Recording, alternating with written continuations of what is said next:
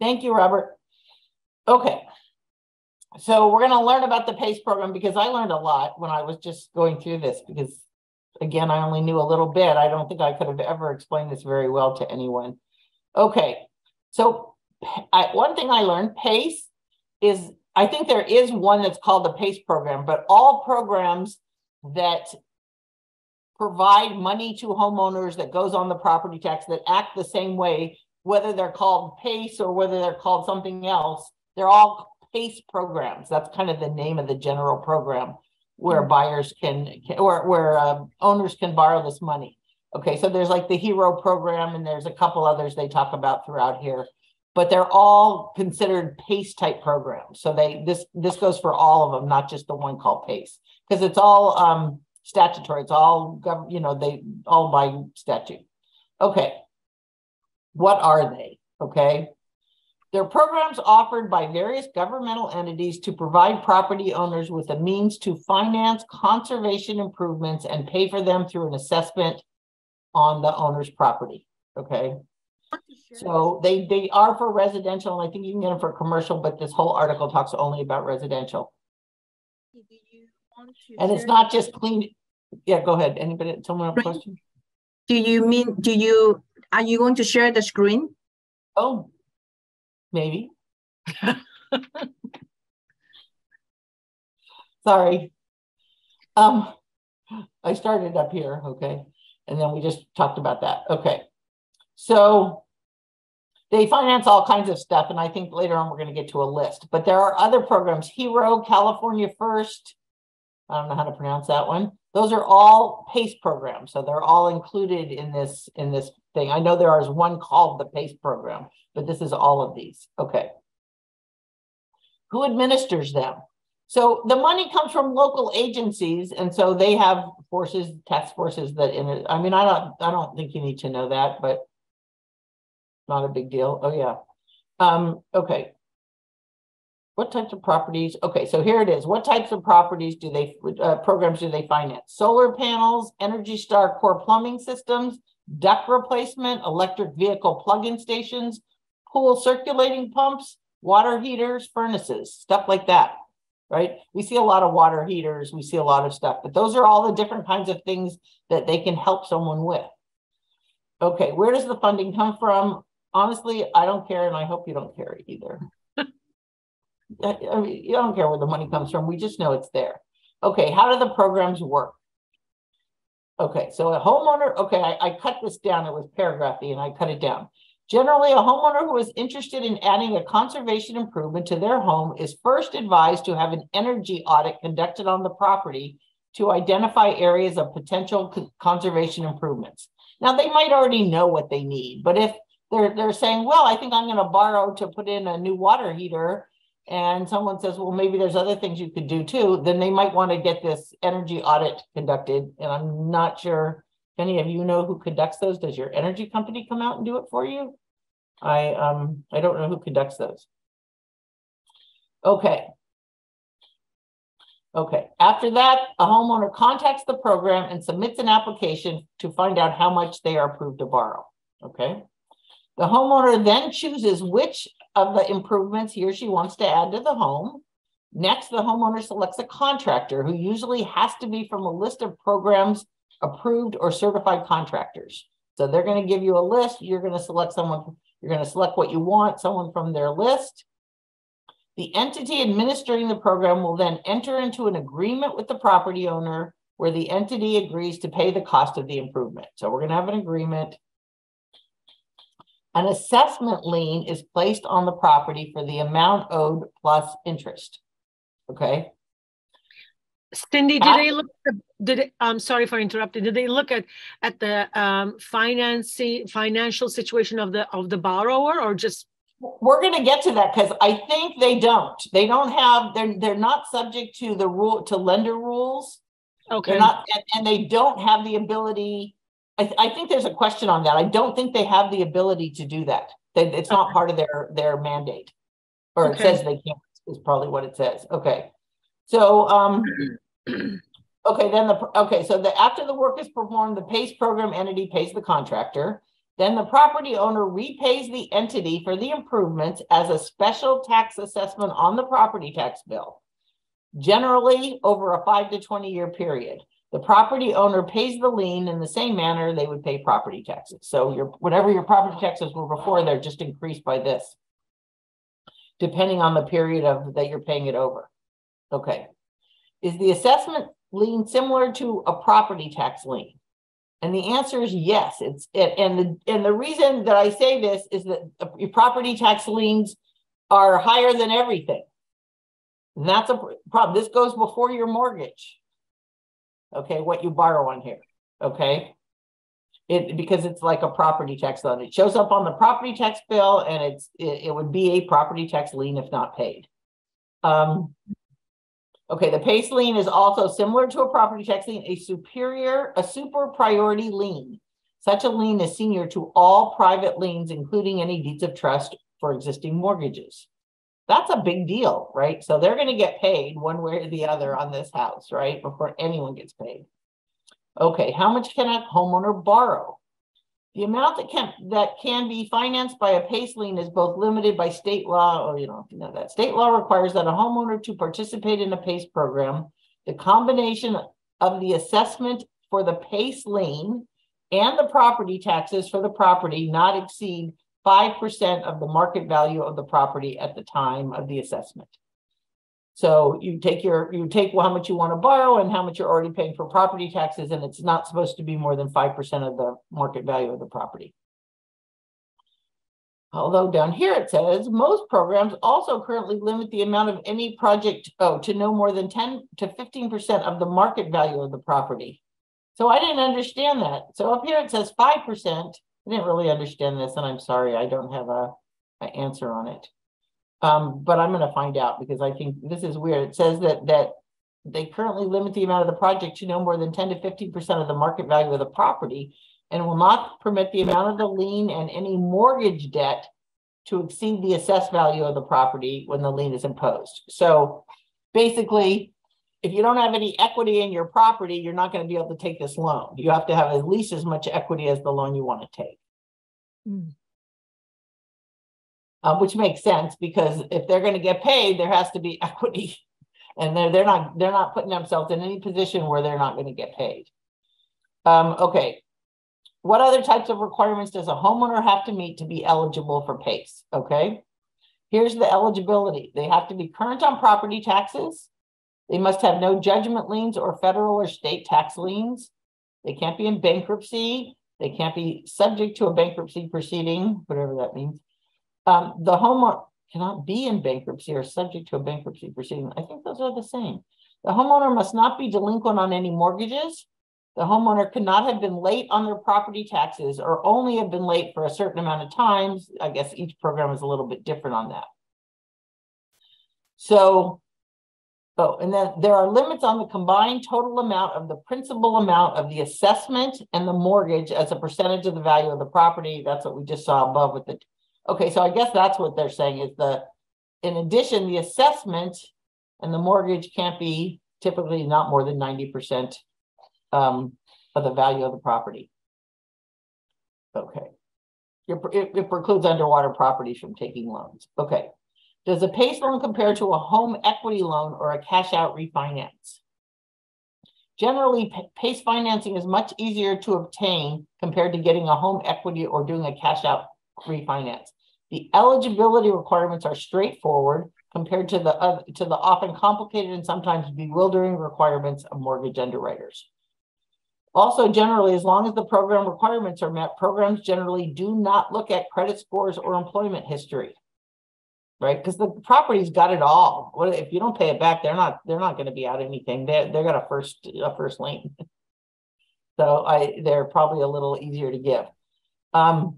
A PACE lien can be transferred to a subsequent owner, unlike a mortgage. However, for reasons discussed in section 3, which we're going to get to, it may be difficult to transfer it with the PACE lien.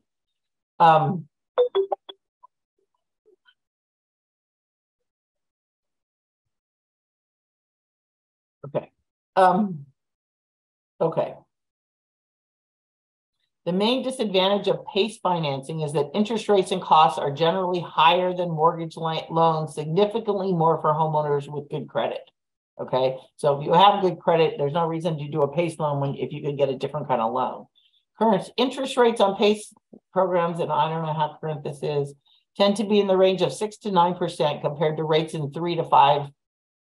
You know, at the time of the Q&A, right now they're still 3 to 5. They're even, you know, maybe a little higher, but the PACE loans are 6 to 9. So it's not usually something that you would do if you could get a different kind of loan. They also have prepayment penalties.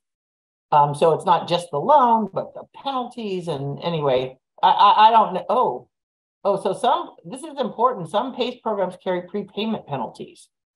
I would never want someone to have a PACE unless they are 100% sure they're staying in this house till forever, to have a PACE loan. And we're going to get to that, because the biggest problem I see about PACE loans are that because they are in first position, you can't refinance. You can't get a new mortgage. You can't sell the property to a buyer who's getting a new mortgage with a PACE loan, because the lenders won't lend if there's a PACE. And we're going to get to that. They talk about it ad nauseum. But to me, that's the downside. But by the same token, I've not seen that. All these years, I've not ever seen there be a problem with the buyer's lender not letting them take over the PACE loan if they agree to. So this might not be as I mean, it might be that lenders. I just think somewhere I would have heard of this in 10 years, but I haven't. Okay. Do PACE loans have the same disclosure requirements as mortgage lenders? And it says this like 100 times in this article. PACE programs are not lenders as defined in federal law, and therefore are not subject to truth in lending, RESPA, any of that stuff. Okay, so you need to if you know someone and you're encouraging them or explaining to them about PACE loans, they're not, the lenders are not subject to this. So you, person taking the loan, you better understand what you're getting, because you're not getting any disclosures. Okay, so you need to either get some explanations or figure out what it is. Okay, what are the tax benefits of PACE improvements? Not really anything. I don't think they don't really think it's, they don't think that. I'm just going to paraphrase all this. It's unlikely that it would be deductible. I guess the cost of, some people, they talk a lot in here. Some PACE programs say that it's deductible, but there's really no evidence that it is. And so there's really no big tax benefits to taking a PACE loan. I don't even know why they had that question. Okay. Disclosure issues. Does the seller have to disclose that the property is subject to a PACE assessment? Yes. Yes. Okay. So, I was going to call this up. I was going to have this ready too, and I forgot. Okay. Paragraph 8B4 in the contract. I'm going to find it so I can talk about it more intelligently while we're doing this. Okay, 8B. Oh, well, never mind. There is no 8B4. Okay. There is no 8B4 in the RPA. It ends at 8B3. And it doesn't, and it's not about this. It's about appraisal. So it obviously got put somewhere else, and we'll have to find out where it is, but you have to disclose it. Okay. You have to disclose it. The contract says you have to disclose it. You also, I don't know. I didn't realize I should have looked at that before. A seller has an obligation to, paragraph 11A, and the seller property questionnaire to disclose all material facts. And clearly, if you have a PACE lien that's on your property tax, that would be a material fact. Right, this type of assessment would qualify as a material fact at a value or desirability of the property. Also, you're required to provide a preliminary report to the buyer, and on the preliminary report, the PACE lien should be. PACE liens are supposed to be showing on preliminary reports, all different kinds. So, the buyer should have that information. Cindy, I have a question. When you say this is a PACE loan, is this almost considered like a HERO program type thing? Okay. The HERO program is a type of PACE loan. Okay, so It's not the company pays. We're talking about PACE loan, this Right. type of loan, right? right, but you also mentioned that the PACE loan is like the payment is put in their property taxes. Is that correct? Correct. All PACE are loans, those whether like it's a- Hero or PACE or any of those, yes. Is it considered a special assessment? Yes. Okay, so you mentioned that it's a special assessment, right? So then on when you say that it stands on the first position superior to the first loan, why is that? I mean, why does it get that type of? Position? Yeah, the first position is the mortgage Because rate. when the legislature made laws that said we're going to let you have these kind of loans under these conditions, and they said, and if you make them, you get to, you get your money back no matter what. You're in first position. That's just it. The legislature gave them that power. Well, the reason why I was asking this, I had the same situation as before. Remember that situation where it was a special assessment on the prelim, but it was not on the first position. There's the first mortgage. Well, it just is. It might not show on there, but it just is. They get paid first. It's the nature of the loan. Okay, got it. So that type of loan. Want to make sure that it is shown. Cindy, don't taxes take first position? Is that why? Yeah, because this is property taxes. Right. That's why it takes first position. Because it's on your property tax, right? Exactly. Got it. Okay. And your property taxes is right first position. So in paying the property taxes, when you're in a transaction, it will show two bills to be paid: the property tax original and the PACE mortgage. Is that? Are you asking? Oh, I don't think so. I think it just shows all the property tax bill. Yeah, it doesn't show two separate bills. It's just one bill. Got it. All right. Okay. You know how like when you go into real estate, there's all those special assessments. Wouldn't it just show in there? Yeah. Okay. Yeah, it shows there, and it shows red when you get that. Yeah, I haven't seen one that had it, but yeah, okay, shows it in red. Okay. Thank you. Okay. Do they appear on the preliminary title report? Yes, they're supposed to. What if the seller and Tess is right? They might be the 10th item on the preliminary report. You can't tell that they're in first position, but that's just by law. Right. Okay. Okay. What if the seller does not disclose the lien? The failure of the seller to disclose the lien would have the same consequence as the seller not disclosing any other material fact regarding the property. The seller could be liable for damages that the buyer suffers as a result of the seller's failure to disclose. In this case, the damages could potentially be the dollar amount they have to pay to clear the lien, right? I would assume that would be their damages, is getting rid of the lien, right? Cindy, question. I mean, if this is a tax and it has to be paid at the time of a sale, doesn't it get paid? No, it's not that kind of lien. It's on your property tax. It does not get paid at the time of sale. It goes with the property tax. Oh, I see. Okay, because that's why you have to disclose it. If you're going to pay it off, you wouldn't have to disclose it, right? Because I've seen like in the agent disclosures, private remarks, where some agents will say there's a PACE loan or Hero loan, it will be paid off at the close of escrow. You can pay it off, but it's not a requirement. So that means sellers agreeing to do that. Okay. Thanks for clarifying. If that agreement isn't made, then it doesn't get paid off. Okay. Okay. So then they ask if there's liability to the agents. Okay. And of course, the answer is the same as it would be for any other disclosure question. If you know, and you know your seller's not disclosing it, yes, you could be liable because you also know.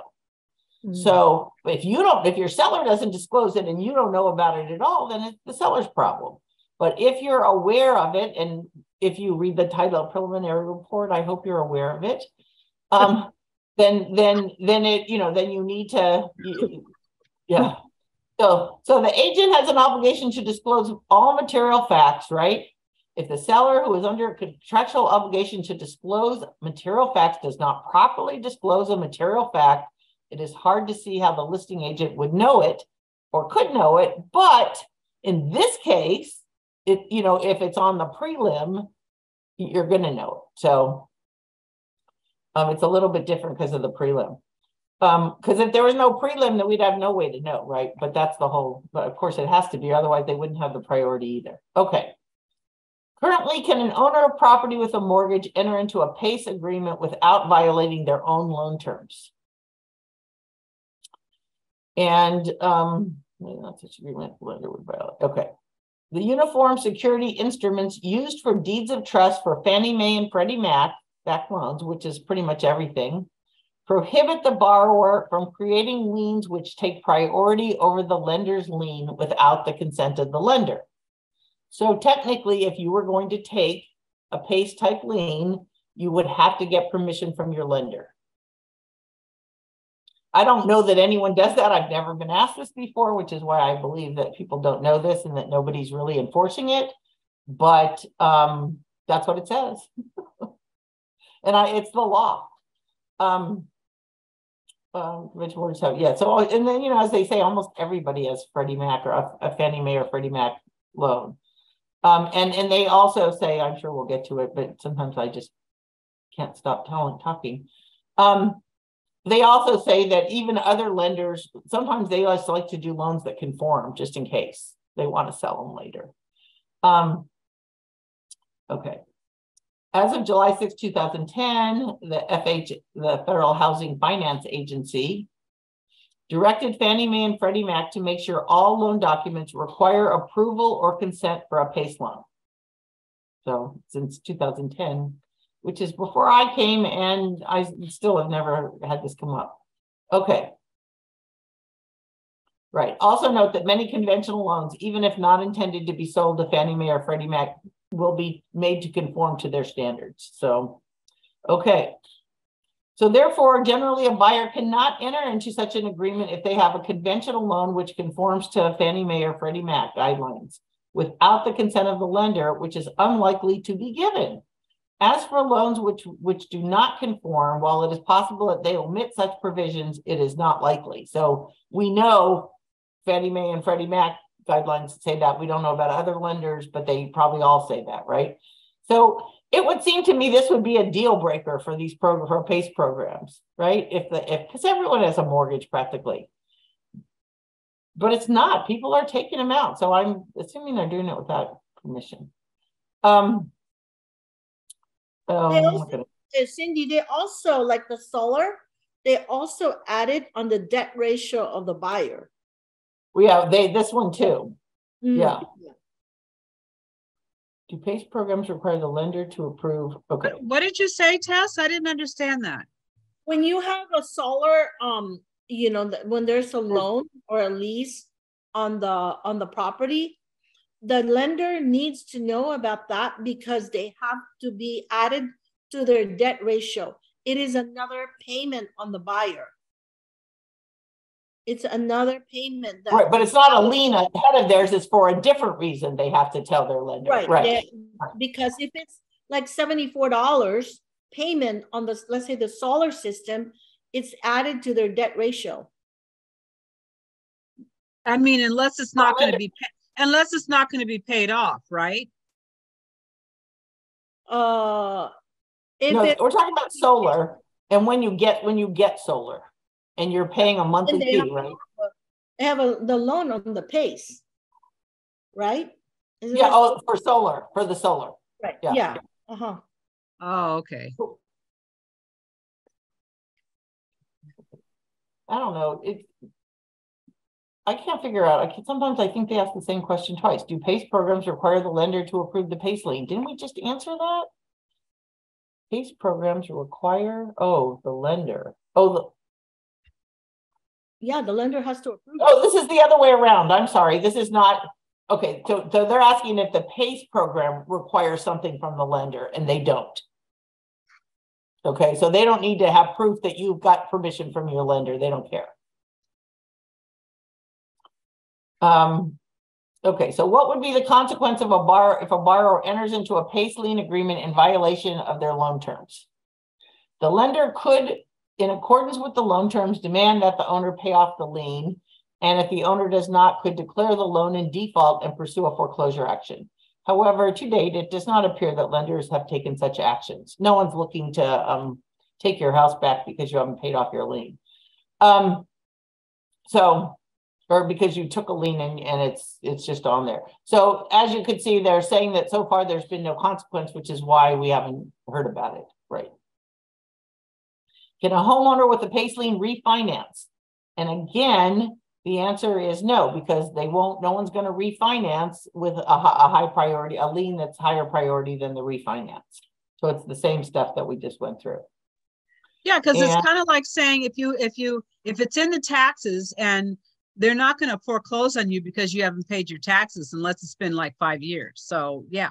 Well, but I would assume, no, sorry. I would assume, oh, Veronica, I'm on line live. I told them not to answer it. Sorry. I'll call you back. Bye. Okay.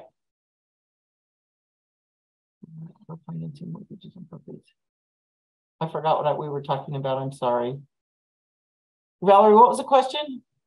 It was Valerie's question. I just said, what I was saying was because it's put into your taxes, then the lender's not going to foreclose on your property because of your taxes. Usually that's why we probably haven't heard of it. Right. And they say they're not anyway, but the lender could foreclose on your mortgage because you took out a PACE lien that you didn't tell them about. But they're not doing it, is what they're saying. Yeah. Okay. Yeah, they just keep repeating the same stuff out here. Okay. What are the consequences of not being able to sell the, oh, wait a minute, did I miss one? I missed a whole bunch. Okay, can a person with a PACE lien sell their property with the lien? Okay, so again, supposedly if the conventional lender won't allow it, then they can't. Then the seller has to pay it off or the buyer has to pay it off. Someone has to pay it off at the close of escrow to get the loan. What I don't understand is why, if you're refinancing, you wouldn't just pay it off as part of the refinance, just pay it off and refinance. I would think that's because the property taxes when you're refinancing has nothing to do with the taxes. The taxes will not change even if you're refinancing. It's based on how much you bought. But I know, but you can pay off a PACE type lien before, if you still owe on property taxes for 3 more years or something, you can pay it off and get it off the taxes. Yes, that's true. Yes. So, because we pay them at closing, sometimes we pay them off at closing. And I guess if maybe that's why I don't hear about it, because that's maybe what happens is if the buyer's lender, but it's interesting. Let's go through the rest of this as far as selling your property, because I found this to be pretty interesting. Okay. This is all repeat. What are the consequences of not being able to sell? Okay, so obviously you guys know that you'd have less buyers if you couldn't sell.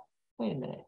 Nobody's not offering to the board. Oh, it does say it, and I was going to talk about this. The hero program, specifically the hero program, not any other one, is offering to subordinate its liens in certain instances for a fee.